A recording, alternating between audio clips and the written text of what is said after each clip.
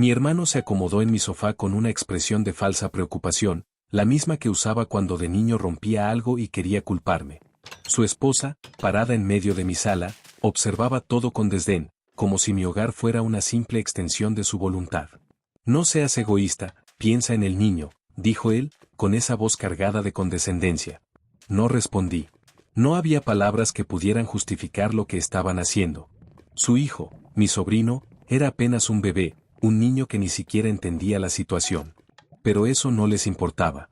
Solo veían una oportunidad y la estaban aprovechando.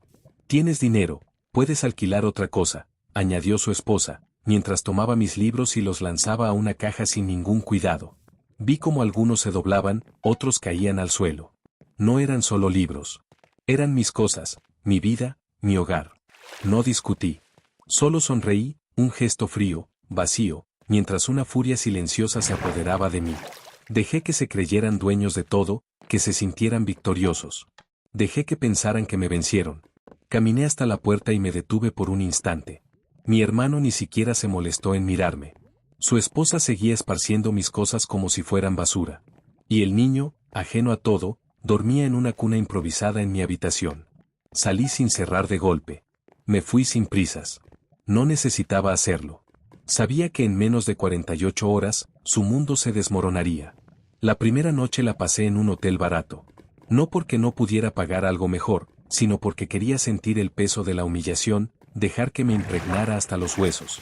Dormí poco, pero cada minuto de vigilia fue suficiente para planear mi siguiente movimiento. A la mañana siguiente, me dirigí a la oficina de administración del edificio. Con una sonrisa amable, solicité un cambio de cerraduras. Presenté la documentación que me acreditaba como único propietario. El conserje, un hombre que me conocía desde hacía años, no puso objeción alguna. Me entregó las nuevas llaves sin hacer preguntas. Después de todo, era mi derecho. Pasé el resto del día ocupándome de los detalles. Unos amigos me ayudaron a recoger lo que mi hermano y su esposa habían tirado al pasillo. Me aseguré de recuperar cada una de mis pertenencias. También llamé a la compañía de servicios y pedí que cortaran el suministro de agua y electricidad temporalmente, alegando una mudanza.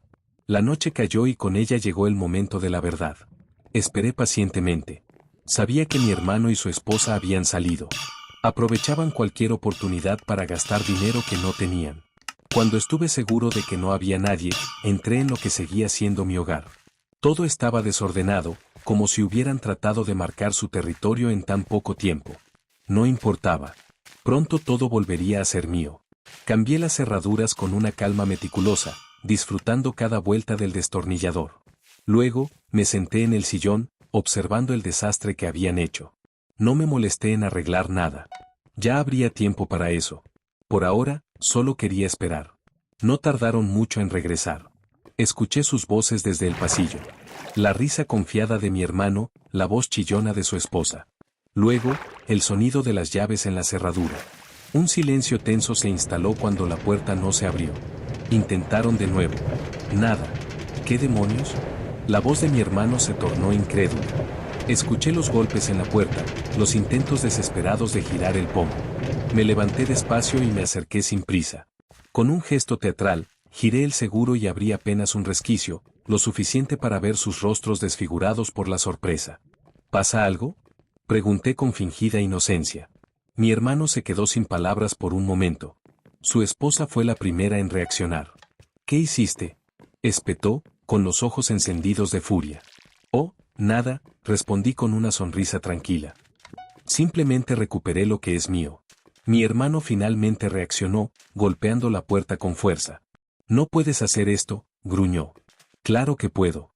De hecho, ya lo hice. El niño. Su esposa intentó apelar a la última carta. No tienes corazón. Nos estás dejando en la calle con un bebé. La miré fijamente, sin parpadear. ¿No era eso lo que querían para mí?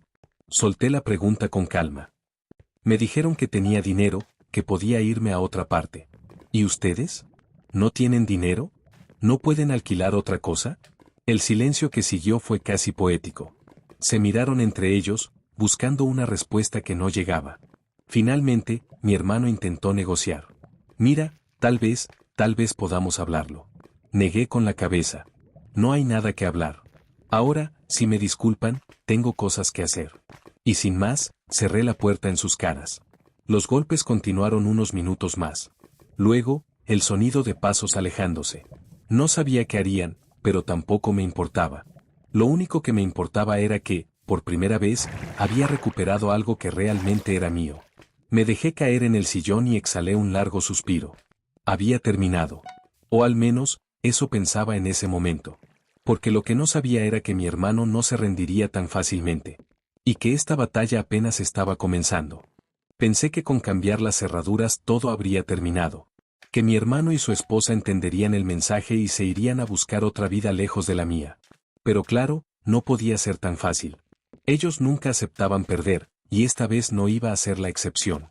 Al día siguiente, la guerra comenzó. El primer ataque fue sutil. Golpes en la puerta a todas horas. Primero suaves, luego insistentes. No abrí. Dejé que se cansaran, que se desgastaran llamando a un hombre que ya no tenía intención de responder. Luego vinieron las llamadas, interminables, llenando mi buzón de voz con súplicas y amenazas alternadas. Primero era mi hermano, con su tono de víctima. Hermano, esto es ridículo. Solo hablemos. Podemos llegar a un acuerdo. Luego su esposa, con su veneno habitual. Eres un miserable. Nos dejaste en la calle con un niño. ¿Cómo puedes vivir contigo mismo? Borré cada mensaje sin siquiera terminarlos. Pero sabía que no se detendrían ahí. La tarde siguiente, cuando regresaba del trabajo, los encontré esperándome afuera del edificio. Mi hermano, con la cara de quien busca compasión.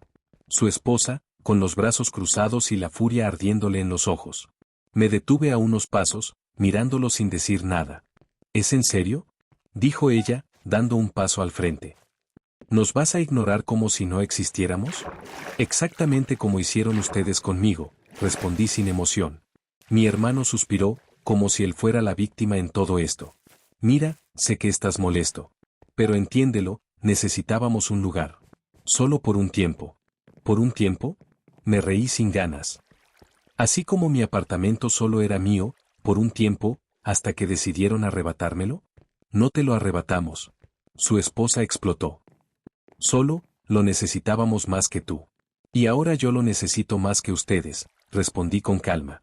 Saqué las llaves y di un paso hacia la puerta del edificio, pero mi hermano me detuvo con una mano en el brazo. Espera, al menos deja que el niño entre un rato. No es justo para él. Ese golpe fue bajo. Me quedé en silencio por un momento, viéndolo. Había muchas cosas en las que no confiaba de mi hermano, pero sabía que su amor por su hijo era genuino. Aún así, no iba a ceder. Encuentren otro lugar. Yo lo hice, dije finalmente, y me solté de su agarre. Subí a mi apartamento sin mirar atrás. Pero en cuanto cerré la puerta, escuché un ruido afuera. Bajé la vista por la mirilla y vi a su esposa con el teléfono en la mano. Llamaba a alguien, y no era difícil adivinar a quién. Al día siguiente, la policía tocó a mi puerta. El oficial me observó con una mezcla de profesionalismo y hastío. Sabía que estaba en medio de un pleito familiar y que seguramente tenía cosas más importantes que atender, pero aún así, hizo su trabajo. Recibimos una denuncia de desalojo forzado, dijo, sosteniendo un papel que apenas miré. Soy el único propietario del apartamento, respondí, cruzándome de brazos. Eso dicen los papeles, pero su hermano asegura que tenía permiso para quedarse. ¿De verdad? Me reí con incredulidad. ¿Y cómo explica que yo tenga las escrituras y él no? El oficial suspiró, claramente fastidiado. Miró su libreta y luego me miró a mí. ¿Hay alguna manera de solucionar esto sin que tenga que volver aquí? Claro, asentí con una sonrisa irónica. Que se busque en otro lugar. Es sencillo. Me firmó un papel con su informe y se fue sin más. Mi hermano y su esposa no estaban en la calle cuando salí a ver, pero sabía que esto no había terminado. Esa noche, justo cuando pensaba que todo se había calmado, escuché ruidos en el pasillo. Me acerqué a la puerta en silencio y me asomé por la mirilla. Allí estaban, tratando de forzar la cerradura. Mi corazón se aceleró, pero no de miedo. Era rabia. ¿Hasta dónde eran capaces de llegar? Esperé pacientemente. No los iba a detener todavía. Quería que sintieran que estaban logrando algo. Que creyeran que, por fin, iban a recuperar el control. Dejé que su torpe intento de forzar la cerradura siguiera un poco más, hasta que finalmente, con un estruendo seco, la perilla cedió y la puerta se abrió apenas un par de centímetros. Entonces encendí la luz de golpe. Mi hermano se congeló. Su esposa palideció. Me quedé parado frente a ellos, con una calma casi amenazante. Parece que olvidaron que la casa no es suya, dije con voz tranquila. Mi hermano dio un paso atrás, tratando de pensar en una excusa. Su esposa fue la que reaccionó primero. «¿Nos debes esto?», soltó, con el rostro rojo de furia. «Somos tu familia». «No». La corté en seco. «Ustedes me lo debían a mí. Y ahora, no me deben nada. Solo quiero que desaparezcan». Ella quiso responder, pero mi hermano la detuvo. Me miró por un largo momento y, por primera vez en mucho tiempo, vi en sus ojos algo que parecía respeto. O tal vez resignación. «Vámonos», murmuró, y por primera vez, su esposa no discutió. Los vi marcharse, y con cada paso que daban, sentí el peso de la traición levantarse de mis hombros. Pero no me engañaba. Sabía que esto aún no había terminado. Porque cuando alguien como mi hermano pierde, no se va en silencio. Se prepara para el próximo golpe. Y yo, por primera vez, estaba listo para enfrentarlo. El silencio después de la tormenta es siempre engañoso. Sabía que mi hermano no iba a rendirse tan fácil. Lo conocía demasiado bien. Esa retirada silenciosa, sin gritos ni amenazas, no era un final, sino una pausa. Y tenía razón. Porque una semana después, su venganza llegó de la forma más ruin posible. Todo comenzó con una llamada de mi casero. Su voz sonaba tensa, preocupada. «Escucha, necesito hablar contigo. Hubo una queja grave contra ti». «¿Qué? ¿Qué tipo de queja?», pregunté, confundido. «Alguien dijo que en tu apartamento hay actividades ilegales. Que hay gente entrando y saliendo a todas horas. Que los vecinos han escuchado ruidos extraños por la noche». Cerré los ojos. No tenía que adivinar quién estaba detrás de esto. Mi hermano, por supuesto. Era su forma de intentar hacerme pagar. «Sabes que eso no es cierto», respondí con calma. «Lo sé, pero esto viene de varias fuentes. Y el dueño del edificio no quiere problemas. Si esto sigue así, van a considerar echarte». Colgué sin responder y respiré hondo. No me iba a doblegar. Sabía que mi hermano estaba desesperado y que si había llegado a este punto, era porque ya no le quedaban muchas opciones. Decidí enfrentar la situación de inmediato. Fui directo a su última dirección conocida, un pequeño hotel barato en las afueras de la ciudad. Lo encontré en el bar del lugar, con una cerveza a medio terminar y la expresión de alguien que ha pasado demasiadas noches sin dormir. «No tienes vergüenza, ¿verdad?», dije, sin rodeos, sentándome frente a él. Él levantó la vista y sonrió, pero no era una sonrisa feliz. Era una sonrisa vacía. «¿De qué hablas?», preguntó con fingida inocencia. «Las quejas falsas. Sabemos que vinieron de ti». Se encogió de hombros y tomó un trago. «Solo quería ver si realmente apreciabas ese apartamento tanto como decías». Me incliné hacia él, clavando mi mirada en la suya. «¿Sabes qué es lo peor de todo esto? No es que me intentaras joder. Es que lo hiciste arrastrando a tu esposa y a tu hijo contigo». «¿En qué te convertiste, Daniel?». Su sonrisa desapareció de golpe. Por un momento, vi algo en sus ojos. Duda, tal vez. Culpa. Pero fue solo un instante. «No me des sermones», dijo finalmente. «Tú empezaste esto». Negué con la cabeza y me levanté. «No, tú lo empezaste cuando decidiste que mi vida te pertenecía. Pero te tengo noticias, ya no puedes controlarme». Me fui sin esperar respuesta. Había esperado una pelea, un enfrentamiento directo, pero lo único que encontré fue a un hombre quebrado, perdido en su propia miseria. Y en ese momento lo supe, yo ya había ganado. No necesitaba hacer más. Pero él sí. La noche siguiente, alguien golpeó mi puerta con furia. Cuando abrí, me encontré con su esposa. Estaba llorando, con el maquillaje corrido y el pánico en sus ojos. «Se llevó al niño», gritó, sin darle tiempo a mi mente de procesar lo que estaba pasando. «¿Qué? ¿Quién?», pregunté, aunque en el fondo ya lo sabía. «Daniel. Está borracho, está fuera de sí. Se llevó al niño en el auto y no sé a dónde fue. Tienes que ayudarme». Mi sangre se heló. Podía soportar sus juegos, sus mentiras, incluso sus intentos de venganza. Pero esto era otra cosa. Sin pensarlo, tomé mis llaves y la hice subir a mi auto. La ciudad se convirtió en un laberinto de luces borrosas mientras conducíamos sin rumbo, buscando en cada esquina, en cada bar, en cada calle donde él podría haber ido. No contestaba su teléfono. No dejaba rastro. Fue casi una hora después cuando lo encontramos.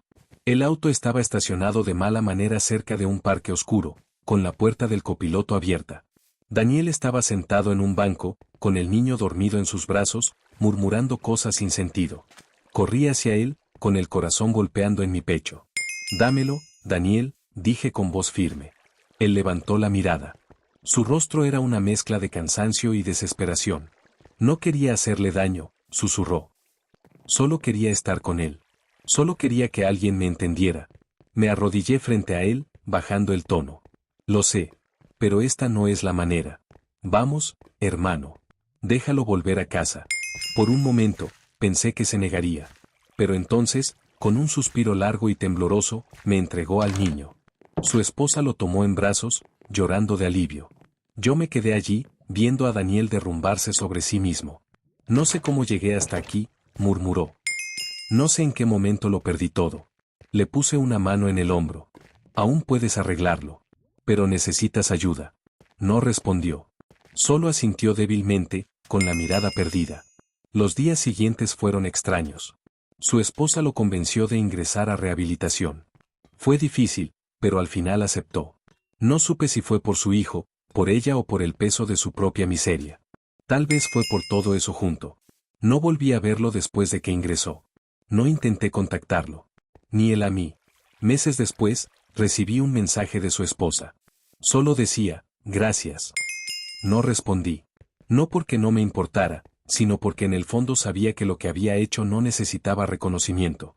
Solo necesitaba paz. Caminé por mi apartamento, el mismo que tanto me costó recuperar, y por primera vez en mucho tiempo, lo sentí realmente mío. No porque lo defendí, sino porque entendí que mi victoria no era haber ganado una guerra contra mi hermano. Era haber aprendido que, a veces, la mejor venganza es dejar que la otra persona se enfrente a sí misma.